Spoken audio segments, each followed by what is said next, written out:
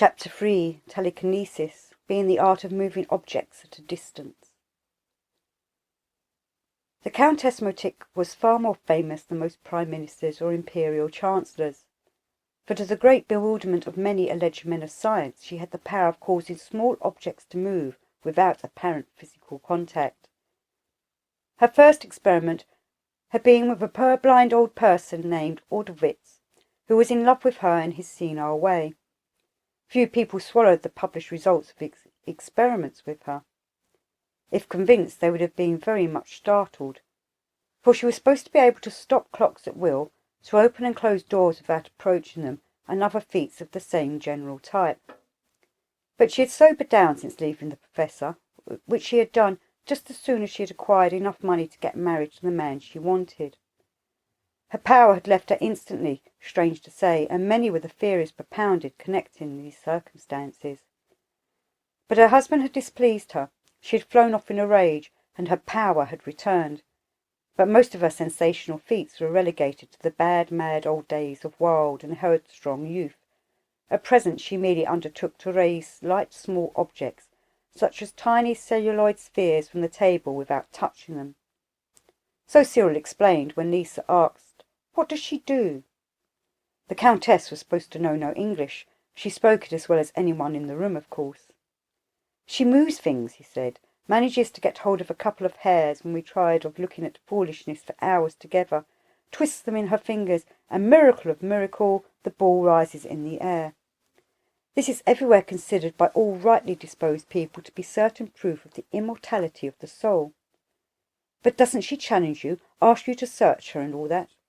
"Oh yes, you've got the same chance as a deaf man has to detect a mistake in a Cassell's recital. If she can't get a hair, she'll pull a thread from her silk stockings or her dress. If you get people that are really too clever for her, then the force is very weak this afternoon, though she keeps you longer than ever in the hope of tiring your attention and perhaps to pay you out for baffling her." Gray said all this with an air of the most hideous boredom. It was evident that he hated the whole business.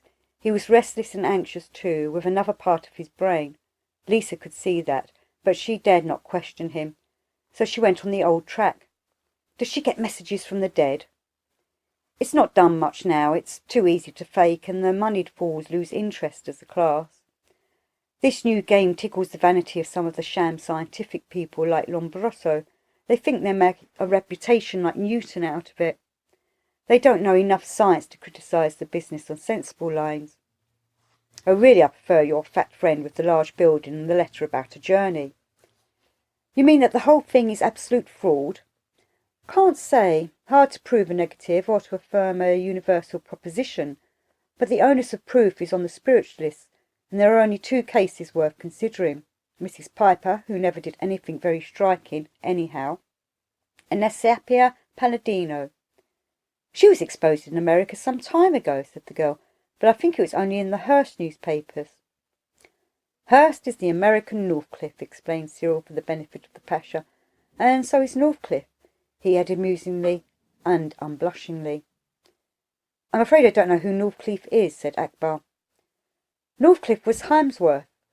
Cyril's voice was caressing, like one soothing a fractious child. "But who was Harmsworth?" asked the Turk. The young magician, in a hollow tone. "Nobody."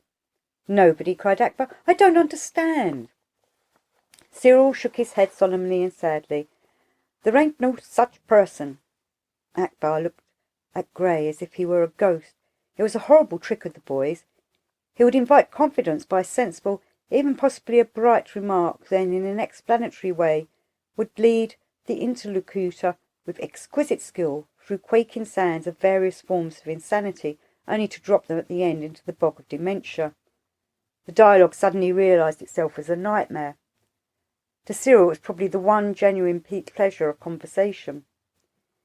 He went on in a brisk professional manner with a suave persuasive smile. "I'm trying to affirm the metaphysical dogma enunciated by Schelling in his Philosophy of the Relative, emphasising in particular the lemma that the acceptance of the objective as real involves a conception of the individual as a tabula rasa, thus correlating Occidental theories of the absolute with the Buddhist doctrine of Sakyadhipi. but to confer and rebuttal the Vaxianiana Subhati Upanishad. He turned brusquely to Lisa with the finality of one who explained everything to the satisfaction of everybody. Yes, you do right to speak in defence of Isapia Palladino. We'll investigate her when we reach Naples. You seem determined that I should go to Naples. Nothing to do with me. The master's orders. He'll explain by and by. Now let's prove that this lady, whose locks are bushy and black as a raven's, has no hair concealed upon her person. I hate you when you're cynical and sarcastic. Love me, love my dog. Simon If arrested his attention with an imperious gesture. Come into the garden, Maud, said Cyril suddenly, for the black bat, night hath flown. He took her by the arm. Girl, he said, when they were among the flowers, with his long arms about her, and a passionate kiss still flaming through every nerve of both their bodies. I can't explain now, but you're in the most deadly danger from these people, and we simply can't get rid of them. Trust us and wait.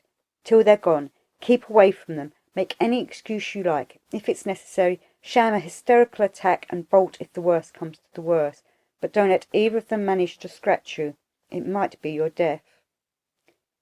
His evident earnestness did more than convince her. It reassured her on her whole position. She realized that he loved her, that his manner was merely an ornament, an affection like his shaved head and his strange dress.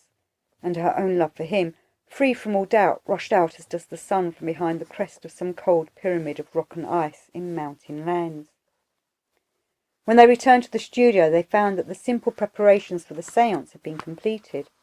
The medium was already seated at the table, with the two men, one on either side of her. Before her, between her hands, were some small spheres of celluloid, a couple of pencil ends, and various other small objects. These had been examined with the utmost care, as who should examine the tail of a dog to find out whether he would bite. The history of spiritualism is that of blocking up every crack in a room with putty, and then leaving the door wide open. It may well be doubted whether even the most tedious writer could describe a séance with success. People generally have an idea that there is something exciting and mysterious about it. In reality, people who boast of their ability to enjoy their third consecutive sleepless night have been known to pray their Maker for sudden death at least 2 hours before the occurrence of the first phenomenon. To be asked to keep the attention unceasingly on things of not the slightest intrinsic interest or importance is absolutely maddening to anyone above the mental level of a limpet. Observe how advantageously we are placed, whispered Cyril to Lisa as they took seats on the divan, towards which the table had been drawn. For all we know, one or both those men are in collusion with Mottich. I'll stake my life Simple Simon isn't, but I wouldn't expect my own twin brother to take my word for it, in a matter like this. Then the curtains have been drawn. Why? To help the force along. Yet it is supposed to be a kinetic force, and we cannot even imagine how light could interfere with it. Otherwise, it is that the light distresses the medium in her peculiar state, just as the policeman's ball eye distresses the burglar in his peculiar state. Now look here. These arguments about evidential phenomena always resolve themselves into questions of the conditions prevailing at the time, but the jest is that it always turns out that the argument is about conjuring tricks, not about forces at all. Won't she mind us talking? Mediums always encourage the sitters to talk. The moment she sees us getting interested in what we are saying, she takes the opportunity to do the dangerous, delicate part of the trick. Then she calls their attention, says we must watch her very carefully to see that the control is good and no cheating possible, because she feels the force coming very strong. Everybody disguises himself as a cat at a mouse hole, which you can keep up, after long training, for about 3 minutes. Then the attention slackens slightly again, and she pours off the dear old miracle. Listen. Simon If was engaged in a violent controversy with the Pasha as to the disposition of the 6 legs at their end of the table. On the accurate solution of this problem, not in more than one sense, depended the question as to whether the medium could have kicked the table and made one of the balls jump. If it were proved that it was impossible, the question would properly arise as to whether a ball had jumped anyhow. Isn't it the dullest thing on earth? Droned Cyril. but even without what he had said in the garden, she would have known that he was lying. For all his nonchalance, he was watching very acutely. For all his bored, faded voice, she could feel every tone tingling with suppressed excitement. It was certainly not the seance that interested him, but what was it? The medium began to moan. She complained of cold. She began to twist her body about. She dropped her head suddenly on the table in collapse. Nobody took any particular notice. It was all part of the performance.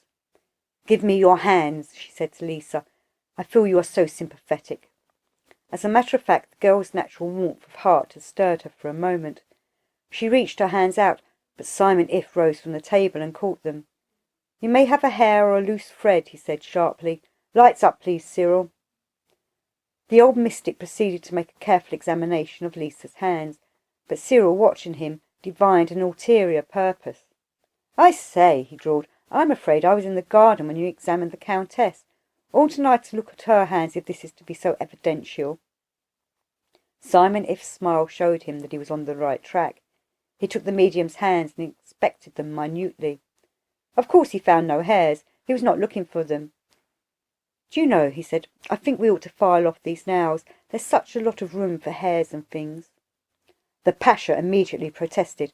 "I don't think we ought to interfere with a lady's manicuring," he said indignantly. "Surely we can trust our eyes." Cyril Grey had beaten lynxes in the Open Championship, but he only murmured, "I'm so sorry, Pasha. I can't trust mine.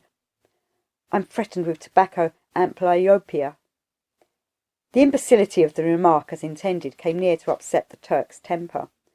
"I've always agreed with Berkeley," he went on, completely changing the plane of the conversation, while maintaining its original subject, "that our eyes bear no witness to anything external. I'm afraid I'm only wasting your time, because I don't believe anything I see in any case." The Turk was intensely irritated at the magician's insolence. Whenever Cyril was among strangers or in any danger, he invariably donned the bomb-proof armour of British aristocracy. He had been on the Titanic. A second and a half before she took the last plunge, he had turned to his neighbour and asked casually, "Do you think there is any danger?" Half an hour later he had been dragged into a boat, and on recovering consciousness took occasion to remark that the last time he had been spilt out of a boat was in Baron's Pool, above Cambridge, England, you know, and proceeded to relate the entire story of his adventure. He passed from one story to another, quite indifferent to the tumult on the boat, and ended by transporting the minds of the others far from the ice of the Atlantic to the sunny joys of the May week at Cambridge. He had got everybody worked up as to what would happen after. First shot just before Ditton and missed by half a blade. Jesus washed us off and went away like a devil. Third were coming up like steam, with Hall behind them, and old TJ cursing them to blazes from his G. It was L for leather all up the long reach. Then, thank goodness, Hall bumped third just under the railway bridge. Cox yelled, and there was Jesus. But they never heard what happened to the first boat of that excellent college, for Grey suddenly fainted, and they found that he was bleeding slowly to death from a deep wound over the heart. This was the man who was frightened out of his life at the possibility of a chance scratch from an exquisitely clean and polished fingernail. The Turk could do nothing but bow. "Well, if you insist, Mr. Grey, we can only ask the lady." He did so, and she professed most winning eagerness. The operation was a short one, and the seance recommenced. But in a few minutes the Countess herself wearied. "I know I shall get nothing. It's no use. I do wish Baby were here. She could do what you want in a minute." The Pasha nodded gleefully. "That's always the way we begin," he explained to simple Simon. "Now I'll have to hypnotise her, and she'll wake up in her other personality." "Very, very interesting," agreed Simon. "Curiously enough, we were just discussing double personalities with Madame la Geoffrier when you honoured us with your visit. She has never seen anything of the kind." "You'll be charmed, Marquisa," the old Turk assured her. "It's the most wonderful thing you ever saw." He began to make passes over the medium's forehead. She made a series of convulsive movements which gradually died away and were succeeded by deep sleep. Cyril took Lisa to one side. "This is really great magic. This is the old original confidence trick. Pretend to be asleep yourself so that all the others may go to sleep in reality. It is described at no length whatever by Fraser in his book on sympathetic magic. For that most learned doctor, vir precarius et optimus, omits the single essential of his subject. It is not enough to pretend that your wax image is the person you want to bewitch. You must make a real connection.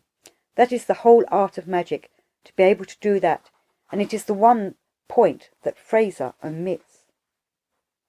The Countess was now heaving horribly and emitting a series of complicated snorts. The Pasha explained that this was normal, that she was waking up into the new personality. Almost before he finished, she had slid off her chair onto the floor, where she uttered an intense and prolonged wow. The men removed the table that her extrication might become more simple. They found her on her back, smiling and crowing, opening and closing her hands. When she saw the men, she began to cry with fright. Then her first articulation was, "Mum, Mum, Mum, Mum."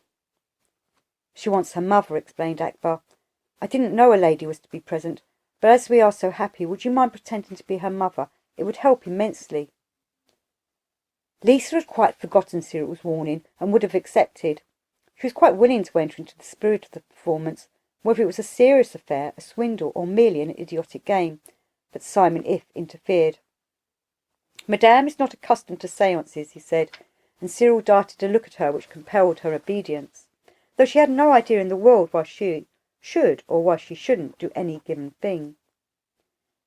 She was like one in a strange country. The only thing to do is to conform to their customs as well as one can, and to trust one's guide. Baby continued to yell. The Pasha, prepared for the event, whipped a bottle of milk out of his pocket, and she began to suck at it contentedly. "What ridiculous fellows these old alchemists were," said Cyril to his beloved. "How could they have gone on falling with their amphinours and Kirkabites and alamabics and their red dragon and their capot montum and their lunar water? They really had no notion of the dignity of scientific research." There was no need to press home the bitterness of his speech.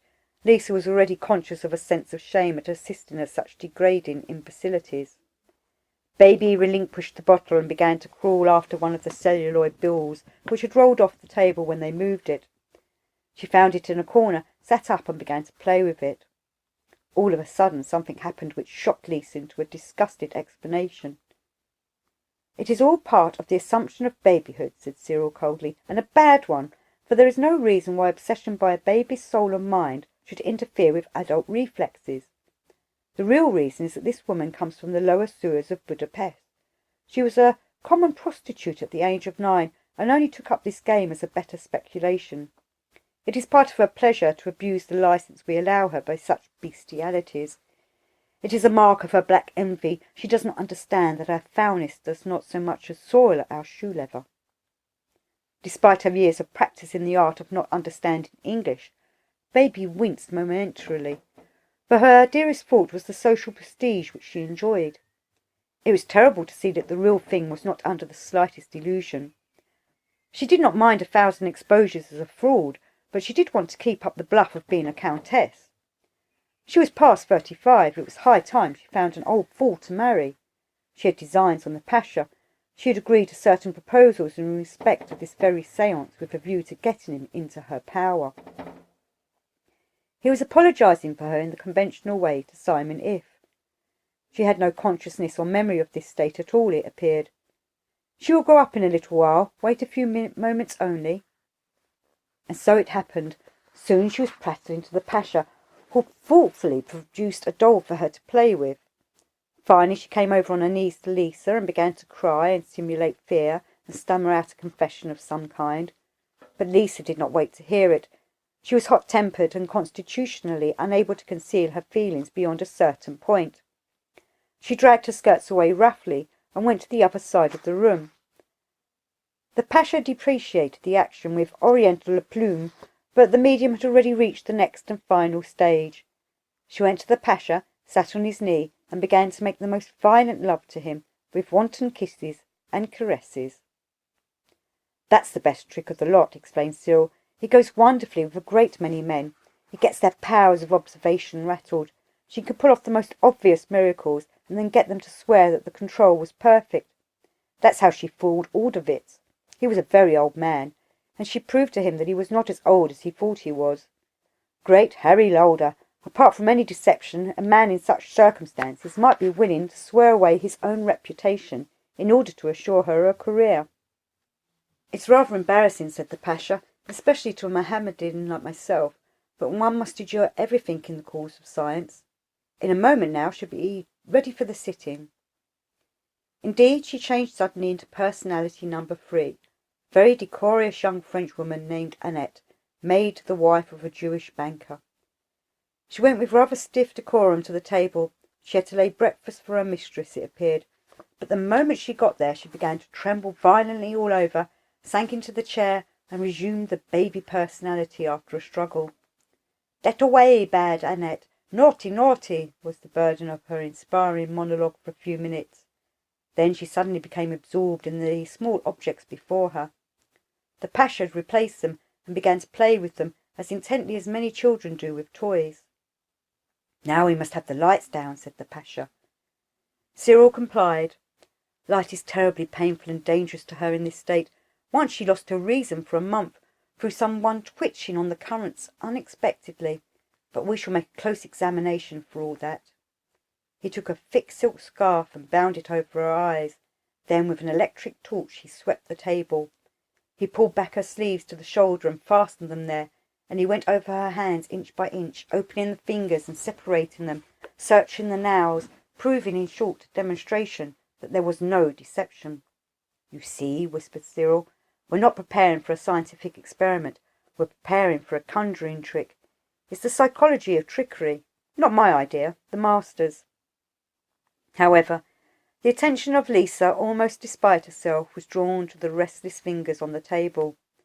They moved and twisted into such uncanny shapes, and there was something in the play of them, their intention towards the frail globe on which they converged, that fascinated her. The medium drew her fingers swiftly away from the ball. At the same instant it jumped 3 or 4 inches into the air. The Turk purred delight. "Quite evidential, don't you think, sir?" he observed to Simon.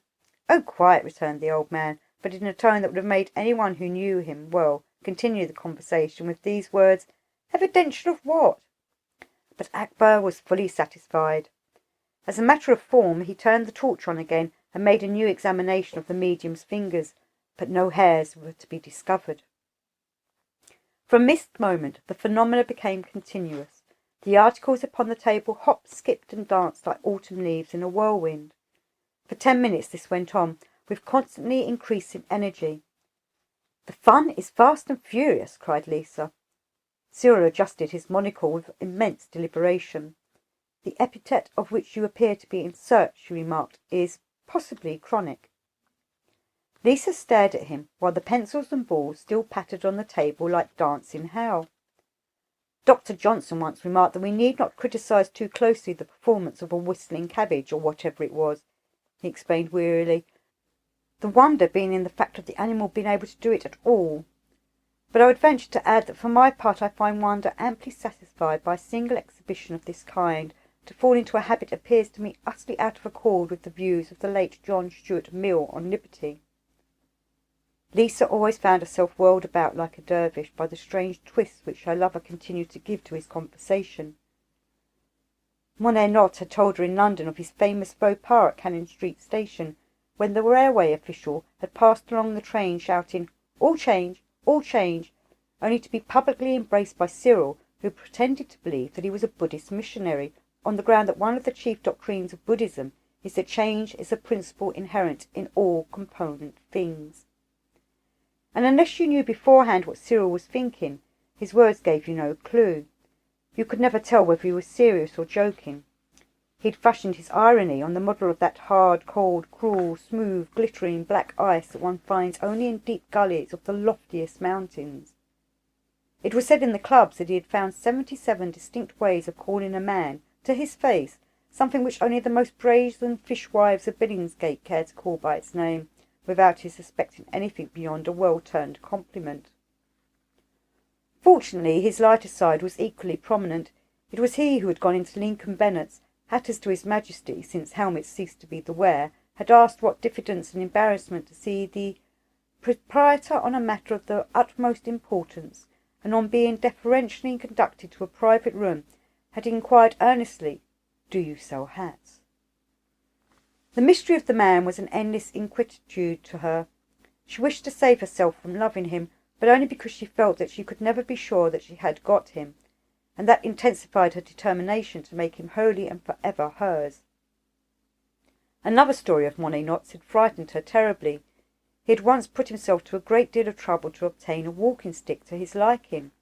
Ultimately he had found it with such joy that he had called his friends and neighbours together and bidden them to a lunch at the Carlton. After the meal he had walked down Pall Mall with two of his guests and discovered that he had forgotten the walking-stick. "Careless of me" had been his only remark, and nothing would persuade him to stir a step towards its recovery. She preferred to think of that other side of his character which she knew from the Titanic episode, and that other of how his men had feared to follow him across a certain snow slope that hung above a Himalayan precipice, when he had glided on his back, head foremost, to within a yard of the brink. The men had followed him then, and she knew that she too would follow him to the end of the world. Lost in these meditations, she hardly noticed that the seance was over. The medium had gradually fallen asleep again, to wake up in her number one personality. But as the others rose from the table, Lisa too rose, more or less automatically, with them. The foot of Akbar Pasha caught in the edge of a bearskin, and he stumbled violently. She shot out an arm to save him, but the young magician was quicker. He caught the Turk's shoulder with his left hand and steadied him. At the same moment she felt his other hand crushing her wrist, and her arm bent back with such suddenness that she wondered that it did not snap. The next moment she saw that Cyril, with his hand on the Pasha's arm, was begging permission in his silkiest tones to examine a signet ring of very beautiful design.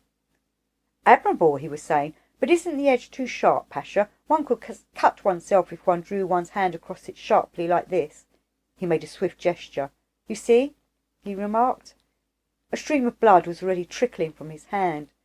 The Turk looked at him with sudden black rage of which she could not guess the cause. Cyril had expressly told her that a scratch might be death, yet he had courted it, and now he stood exchanging commonplaces with his blood dripping upon the floor. Impulsively she seized his hand and bound it with her handkerchief. The Countess had wrapped her furs about her, but suddenly she felt faint. "I can't bear the sight of blood," she said, and collapsed upon the divan. Simon If appeared at her side with a glass of brandy. "I feel better now. Do give me my hat, Marquise." Again Cyril intervened. "Over my dead body," he cried, feigning to be a jealous lover, and adjusted it with his own hands. Presently the visitors were at the door. The Turk became voluble over the seance. "Wonderful," he cried. "One of the most remarkable I was ever present at." "So glad, Pasha," replied Grey, with his hand on the door. "One can't pick a winner every time at this game, can one?" Lisa La Giuffria saw that somehow the courteous phrase cut like a whip of whalebone. She turned as the door closed. To her surprise she saw that Simon If had sunk on the divan, and that he was wiping the sweat from his brows. Behind her, her lover took a great breath, as one who comes out of deep water, and then she realized that she had been present not at a seance but at a battle. She became conscious of the strain upon herself, and she broke into a flood of tears. Cyril Grey, with a pale smile, was bending upon her face, kissing away the drops even as they issued, and beneath her his strong arm bore her whole weight without a tremor. Chapter 4. Lunch After All, an illuminous account of the fourth dimension.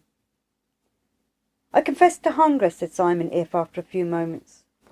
Cyril kissed Lisa on the mouth and walked with his arm, still circling her, to the sideboard. "You are hostess here now, you know," he said quite simply. All his affectations dropped from him at that moment, and Lisa understood that he was just a simple-minded, brave and honest man, who, walking in the midst of perils, had devised a formidable armament, both for attack and defence. She felt a curious pang of pain simultaneously with a sense of exultation, for she was no longer merely his mistress. He had accepted her as a friend. It was no longer a purely sexual relation, which is always in the nature of a duel. He might cease to love her, in the crude selfish sense, but he would always be a pal, just as if she were a man. And here was the pang. Was he sure to return to the mood that her whole body and soul were even at that moment crying out for? The story of his judgment of Paris, as they called it, came into her mind. Some years before he had had 3 women in love with him at once. It seemed to each that she was the only one. But they discovered the arrangements. He never took pains to hide such things, and they agreed to confront him. They called at his studio together and told him that he must choose one of them. He smoked a full pipe before replying, then went to his bedroom and returned with a pair of socks in need of attention. "Simon, son of Judas, lovest thou me?" "Yea, Lord, thou knowest that I love thee. Mend my socks," he misquoted, somewhat blasphemically, and threw the socks to the one he really loved. Lisa meant to lay the table in that sense of the word, so to speak. She remembered that the only words spoken by Condrey after a redemption were "Dunnian, Dunnian!" "Is this your fast?" she cried gaily, discovering the contents of the sideboard, for her gaze fell upon a lobster salad of surprising glory, flanked by a bowl of caviar in ice on one side, and one of those faux gras pies, the only kind really worth eating, which you have to cut with a spoon dipped in hot water. On an upper shelf was a pyramid of woodcock, prepared for the chafing dish which stood beside them. There was a basket of pears and grapes of more value than a virtuous woman, and we know that her price is above rubies. In the background stood the wines in cohorts. There was hock from the cellars of Prince Metternich. There was Burgundy, a Champagne that could have been given the body to a ghost, and hardly lost its potency. There was a Tokay that really was imperial. There was 1865 brandy, made in 1865, which is as rare as radium in pitchblende.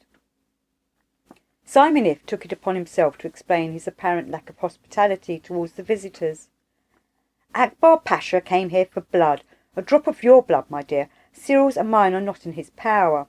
You saw how contemptuously the boy played up to his trick, so I persisted in offering him salt and nothing but salt." "But why should he want my blood, and why should you give him salt?" "If he accepts salt it limits his power to injure the house where he accepts it, or its inmates, and it exposes him to a terrible riposte. Why he should want your blood, that is another question, and a very serious one. Unfortunately, it implies that he knows who you are and what we propose for you. If he had it, he could influence you to do his will. We only wish that you should be free to do your own. I won't insult you by telling you that you can go scatheless by the simple process of returning to your ordinary life. I've been watching you, and I know you will despise me for suggesting it. I know that you are ignorant of what may lay before you, but that you judge it to be formidable, and that you embrace the adventure with both hands." "I mustn't contradict the famous expert in psychology," she laughed back at him. "I ought to deny it indignantly. And I surely am crazy to leap in the dark, only it isn't dark when love is the lamp." "Be careful of love," the old magician warned her. "Love is a jack-o'-lantern and hovers over bogs and graves. It is but a luminous bubble of poisonous gases. In our order we say, love is the law, love under will. Will is the iron signal staff. Fix love on that, and you have a lighthouse, and your ship comes safe to harbour." "I may now apologise," remarked Cyril as they seated themselves at the table, "for leaving you the other night to dine at Miss Badger's. I had given my word to her, and nothing but physical inability would have stopped me from going. I didn't want to go any more than I wanted to drown myself, and that is a great compliment to you, for she is one of the two nicest women in London, but I would have faced 1,000 deaths to get there." "Is it right to be so stern about a trifle?" "Keeping one's word is no trifle. False in one, false in all. Can't you see how simple it makes life for me? Never to have to worry about a decision, always to be able to refer everything to a simple standard, my will. And can't you see how simple it makes life for you, to know that if I once say a thing, I'll do it?" "Yes, I do see, but, oh Cyril, what agony I passed through that evening." "That was ignorance," said Simonif, "the cause of all suffering. You failed to read him, to be sure that just as he was keeping his word to Miss Badger about the dinner, he would keep his to you about the telephone. Now tell me about the battle. I see that I am in the thick of the fight, but I haven't got a ghost of a notion why." "I'm sorry, dear child, but this knowledge is unsuited to your exalted grade," he answered playfully. "We must get up to it slowly by telling you exactly what we want to do, and why. Then you will see why others should try to thwart us, and I deeply regret to have to inform you that our road lies through somewhat hilly country. You will have to listen to a lecture on the fourth dimension." "Whatever in the world is that?" I think we had better talk of simpler matters until lunch is over." They began to discuss their private affairs. There was no reason at all why Lisa should not take up her residence with Cyril from that moment. She had merely to telephone her maid to pack and come along. She offered to do so when Simon If said that he thought that they ought to leave Paris without a day's delay. But he said, "I don't think it quite fair on the girl. It's a battle, and no call for her to fight. Besides," he turned to Cyril, "she would probably be obsessed in 24 hours. I shouldn't be surprised to learn that they were after her already. Let's try. Call her, Lisa, and you'll say you'll not be back tonight. Tell her to wait further instructions." Lisa went to the telephone. Instead of getting her room, she was connected with the manager of the hotel. "I much regret to have to tell you, madame, that your maid was seized with epileptic fits shortly after you left this morning." Lisa was too stunned to reply. She dropped the receiver. Cyril crossed to her instantly and told the man that his news had upset Madame. She would telephone again later. Lisa repeated what the manager had said. "I thought as much," said Cyril. "I didn't," said If frankly, "and it worries me. I'm not guessing like you are, and it's no credit to guess right, my friend, but a deceit of the devil, like winning at roulette. I'm deducing from what I know. Therefore, the fact that I'm wrong proves that there is something I don't know, and it worries me. But clearly we must get into a properly protected area without a moment wasted. That is, you must. I'll watch at the front. There must be somebody big behind that clumsy fool Akbar Pasha." "Yes, I've been guessing," admitted Cyril, with some shame. "Or perhaps worse, I'll let my ego expand and take in the largest possible view of the importance of our project." "Well, tell me the project," said Lisa. "Can't you see I can hardly bear this any more?" "You're safe within these walls," said Simon, "now that there is no enemy within the gates, and tonight we shall take you under guard to a protected area. Tomorrow the fun will begin in good earnest. Meanwhile, here is the preliminary knowledge with regard to the project. Before you start you have to take a certain vow, and we cannot allow you to do that in ignorance of all that it implies, down to the tiniest iota." "I am ready."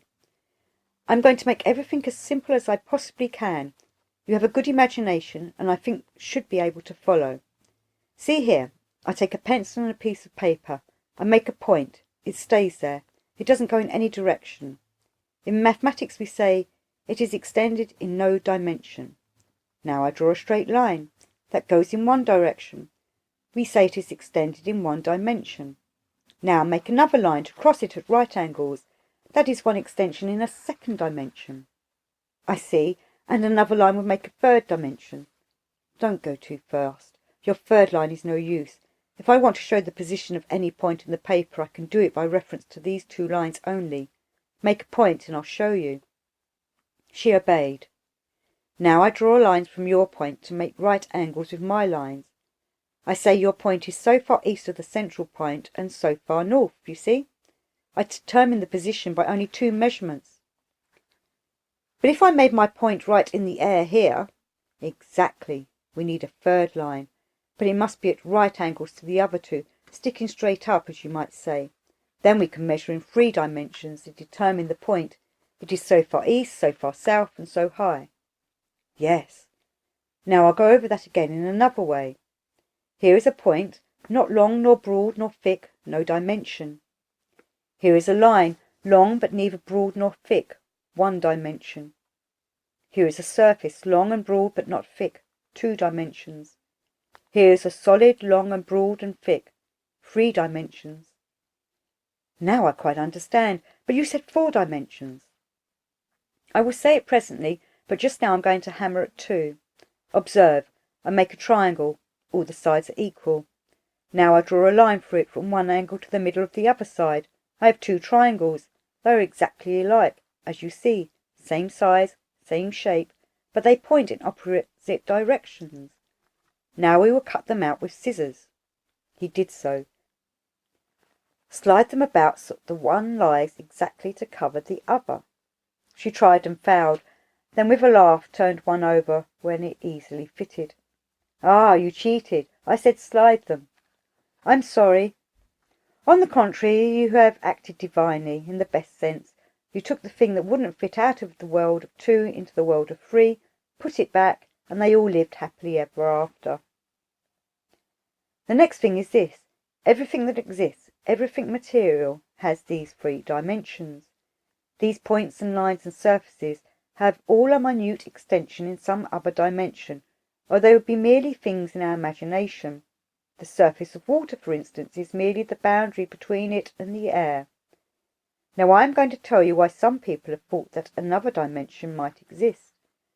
These triangles, so like, yet so unlike, have analogies in the world of what we call real things.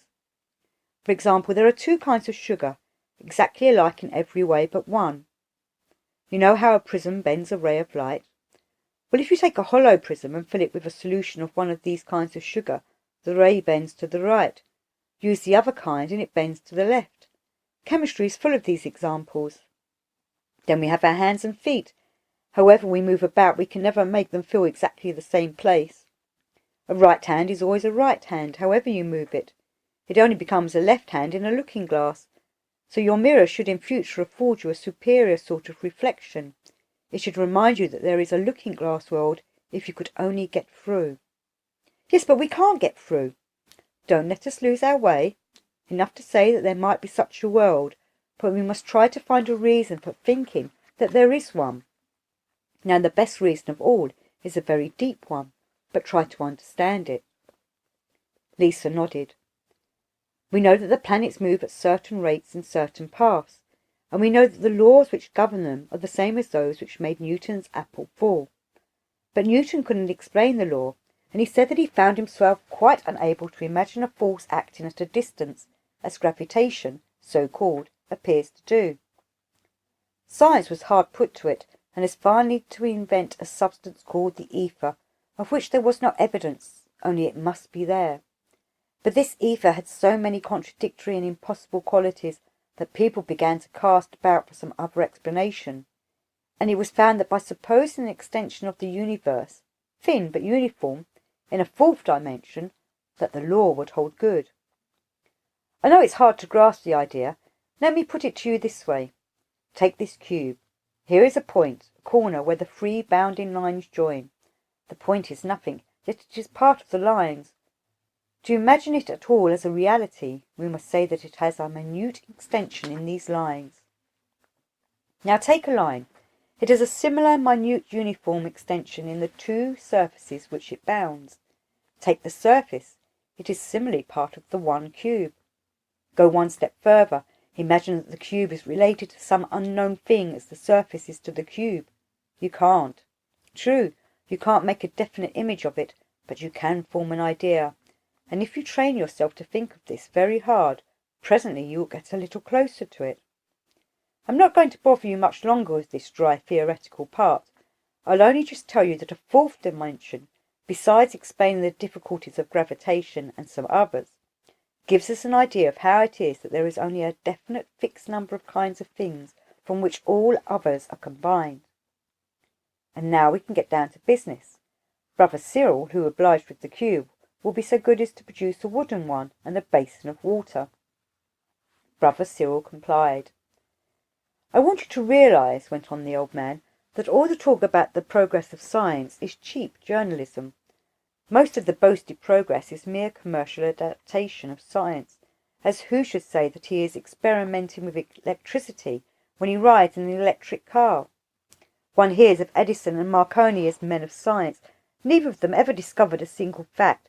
They merely exploited facts already known. The real men of science are in absolute agreement that the advance in our knowledge, great as it has been, leaves us as ignorant of ultimate truth and reality as we were 10,000 years ago. The universe guards its secret. Isis can still boast that no man hath lifted her veil. But suppose our trouble were due to the fact that we only received our impressions in disconnected pieces. A very simple thing might seem the maddest jumble. Ready, Cyril? Quite ready. I-A-A. I-U-I-A. R-F-G-L-S-L. What were we saying? Lisa laughed rather excitedly. Her vivid mind told her that these instructions were going to take sudden shape. Only your very pretty name, my dear. Now, Cyril, the cone. He took it in his hand and poised it over a bowl of water. We are now going to suppose that this very simple object is going to try its best to explain its nature to the surface of the water, which we will imagine is endowed with powers of observation and reasoning equal to our own. All that the cone can do is to show itself to the water, and it can only impress the water by touching it. So it dips its point thus. The water perceives a point. The cone goes on dipping. The water sees a circle round where the point was. The cone goes on. The circle gets bigger and bigger. Suddenly, as the cone goes completely through, snap! Now what does the water know? Nothing about any cone. If you got any idea that the various commotions were caused by a single object, which would only do if it compared them carefully, noted a regularity of rate of increase in the size of the circle, and so on, in other words, used the scientific method, it would not evolve a theory of a cone, for we must remember that any solid body is to it a thing as widely inconceivable as a fourth-dimensional body is to us. The cone will try again. This time we dip it obliquely. The water now perceives a totally different set of phenomena. There are no circles, but ellipses. Dip again, first at this angle, then at that. One way we get curious curves called parabolas, the other way equally curious curves called hyperbolas. By this time the water would be nearly out of its mind if it insisted on trying to refer all these absolutely different phenomena to a single cause. It might work out a geometry, our own plane geometry, in fact, and it would perhaps get some extraordinary poetic conception of a creator who manifested in his universe such marvellous and beautiful relations. It would get all sorts of fantastic theories of this creator's power. What it would never get, until it produced a James Hinton, would be the idea that all this diversity was caused by seeing, disjointedly, different aspects of one single simple thing. I purposely took the easiest case. Suppose that instead of a cone we used an irregular body. The series of impressions was seen to the water like absolute madness. Now slide your imagination up one dimension. Do you not see at once how parallel is our situation to that of the surface of the water? The first impression of the savage above the universe is of a great mysterious jumble of things which come upon him without rhyme or reason, usually to smite him down. Long later, man developed the idea of connecting phenomena, at least a few at a time. Centuries elapse, it begins to perceive law at first, operating only in very few matters. More centuries, some bold thinker invents a single cause for all these diverse effects and calls it God. This hypothesis leads to interminable disputes about the nature of God. In fact, they have never been settled. The problem of the origin of evil alone has quite baffled theology. Science advances. We now find that all things are subject to law. There is no need of any mysterious creator in the old sense. We look for causes in the same order of nature as the effects they produce. We no longer propitiate ghosts to keep our fires alight. Now at last I and a few others are asking whether the whole universe be not illusion, in exactly the same way as a true surface is an illusion. Perhaps the universe is a four-dimensional object, or collection of objects, quite sane and simple and intelligible, manifesting itself in diversity, regular or irregular, just as the cone did to the water. Of course I can't grasp all this. I will ask Cyril to tell me again and again till I do. But what is this fourth-dimensional universe? Can't you give me something to cling to? Just so. Here this long lecture links up with that little chat about the soul. Oh, and the double personality and all the rest of it. It's perfectly simple. I, the fourth dimension reality, am going about my business in a perfectly legitimate way. I find myself pushing through to my surface, or let us say, I become conscious of my surface, the material universe, much as the cone did as it went through the water. I make my appearance with a yell. I grow, I die. There are the same phenomena of change which we all perceive around us. My three-dimensional mind thinks all this real, a history, or at most it is a geography, a partial set of my infinite aspects. I say infinite, for the cone contains an infinite number of curves. Yet this three-dimensional being is actually a part of me, though such a minute one, and it rather amuses me, now I've discovered a little bit more of myself, to find that mine think that he, or even his yet baser body, is the one and only. I'm understanding you with a part of me that I didn't know was there. That's the way, child. But I'm going on a little. I want you to consider how nicely this explains the psychology of crowds, for example. We may suppose an idea to be a real four-dimensional thing.